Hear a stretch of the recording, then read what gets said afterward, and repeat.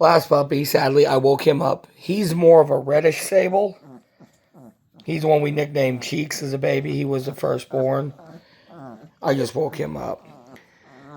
He wears the red collar, and his name is Wangpo.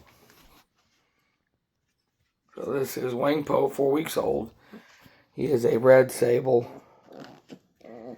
Oh, I know. I literally just woke him up. Everybody else was awake.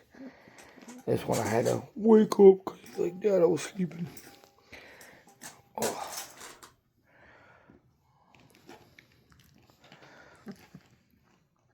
This is the one Gunnar always hounds me what we need to keep.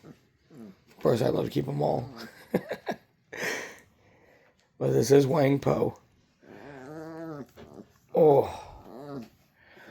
4 weeks old. Sorry.